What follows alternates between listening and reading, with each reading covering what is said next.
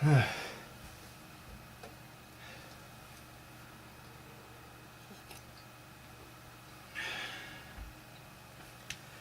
lot of disappointment in life, boys and girls. But you can't be defeated. You gotta learn to roll with it. So let's talk about a little bit of my disappointment. That's this! The Activision classic games for Atari 2600 for PlayStation 1 collection. Extremely disappointing. And not because it's Atari. Because look, I get it, the games are rudimentary. If you play Atari games and you're expecting, you know, NES games, or even like ColecoVision games. These old Atari games, they're something else. They're a different beast. So that's not why I have a problem with this. The problem with this collection is that the games run way too fast. Alright? One of the reasons why I was looking forward to getting this was because I've got an Atari. I have a lot of the games that appear on this disc, actually. But it's difficult to find room for all that stuff. So frequently, when my Atari gets plugged in, it's for short periods of time. And right now, it's in a drawer. So let's talk about some of the games on there. One game that works well, Skiing, appears on that disc. There you go, Skiing.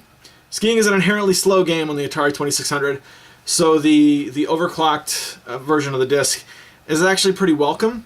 It makes it a little bit more playable. But any high score that you write down in any one of these games, if you put it in a book, it has to have a huge, gigantic asterisk that it came off this disc. And what I mean by that is, if you record a time in Skiing from the PlayStation, I'm going to smash it to pieces with my Atari 2600. Because I'm going to take my time, I'm going to get to the end at a slower pace, and it's going to clock slower as well. So you don't stand a chance. Pitfall, I got this cartridge courtesy of Maximum RD... Sorry. Rob, a.k.a. Maximum RD. It was years ago, and I'm still proud to have this in my collection, so thanks, man. Really disappointed. I don't mind putting an asterisk in the book, but this game is just unplayable, especially the screens with the alligators, you know? It's right on the cover. The cover screen is the alligators.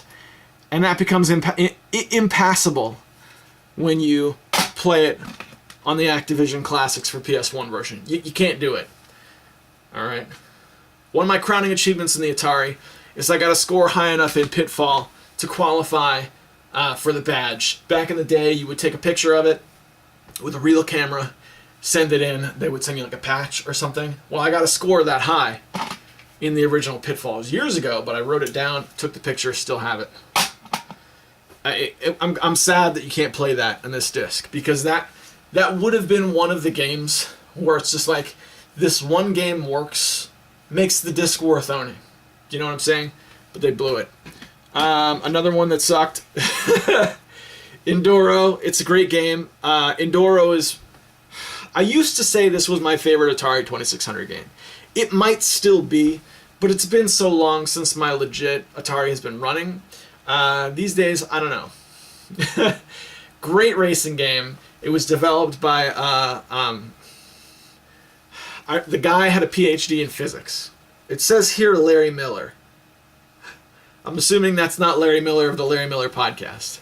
But the big thing about Endora was that it was a racing game developed by a PhD holder in physics. So it was supposed to play very real, right?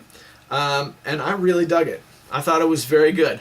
I think you could put this... I mean, there are better games now, but you could put this up against a lot of the 8-bit racing games, NES racing games, and this would beat a lot of them. Not all of them. You know, Rad Racer's better. But, you know, I would take this over... what is that game? Iron Man's Off-Road for the NES. This is a better game than that. Right? Rad Racer 2, this is a better game than that.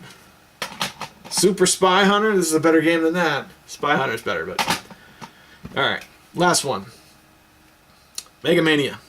I've had this cartridge forever. Alright? More than 10 years. It has never once worked. Once. I still hold on to it because I got it in the initial bundle when I got hold of my Atari. Of all places, I found it in like a used CD place for $40 in a big garbage bag, and it probably had like, I don't know, 5 games in it or something. This was one of the original games. I can't remember what the other games were. It was this And I know I got Pac-Man, and I know I got Warlords, which I couldn't play because I didn't have a paddle, and I still don't. But having this game forever and never once being able to play it, I was happy that it showed up in this collection, because that felt... when I saw it, I was like, great, a door has been opened. But it runs so fast. Another one, I mean, these 4 games that I have here, these are not the only games from this collection that I own in physical copies. Just a few I had something to say about. Another one that I own is Atlantis, which I feel like is a really good game for the Atari. Unplayable.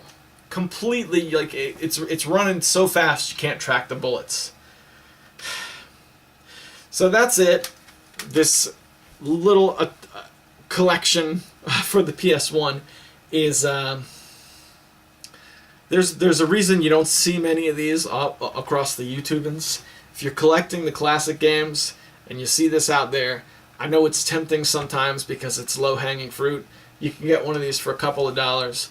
But the one and only game that I found on here that I could play and have a good time with is Skiing for the Atari 2600. And at the end of the day, you're still playing Skiing for the Atari 2600. If you don't have the authentic Atari experience, there's really nothing else there for you. So, I don't know. What are you going to do? Then again, why let myself get all pissed off about an Atari collection for the PS1?